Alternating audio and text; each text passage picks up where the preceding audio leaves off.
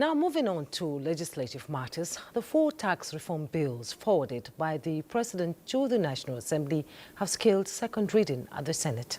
The proposed tax-related legislations are the Nigeria Tax Administration Bill, the Nigeria Revenue Service Establishment Bill, the Joint Revenue Board of Nigeria Establishment Bill, and Nigeria Tax Bill. National Assembly correspondent Lami Ali tells us more. These bills aim to simplify. The Senate's leader, Okoyemi Bamidele, led the debate on the general principles of the tax reform bills transmitted by the federal government for consideration and passage. Embedded in the bills are provisions to ensure uniform tax administration in Nigeria and equitable distribution, where states are proposed to collect 55% of VAT, while basic items like food, electricity, medicine, educational and pharmaceuticals fall under tax exemption.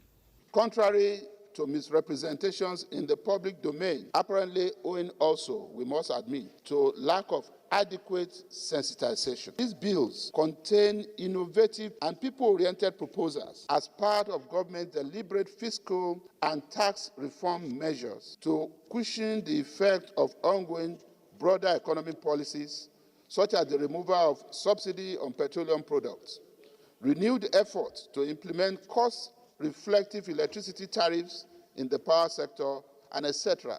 on Nigerian citizens. My problem with the bills, I've said one, that is the timing. Number two, the issue of derivation.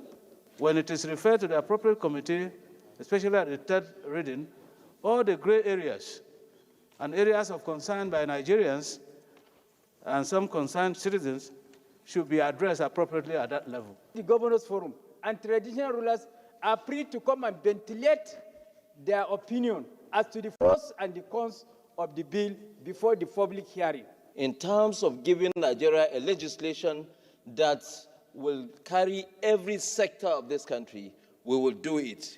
Presidents of the Senate, while referring the bills to the Senate Committee on Finance for further legislative action, said all concerns will be addressed. All the concerned groups in the country must be invited, the CSOs, the NGOs, and all concerned Nigerians, so that at the end, before it comes back here, for us to do further consideration clause by clause, Nigerians would have had the opportunity of making input.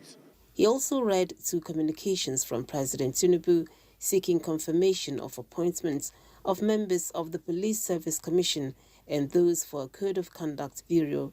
Meanwhile, Senate has held a valedictory session in honor of the Second Republic President of the Senate, late Senator Joseph Wires, who died in November 2021.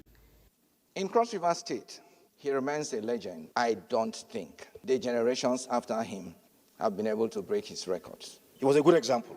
Of course, that's why the president then, President Shehu Shagari, trusted him very well, had confidence in him, and decided to allow him to act as president.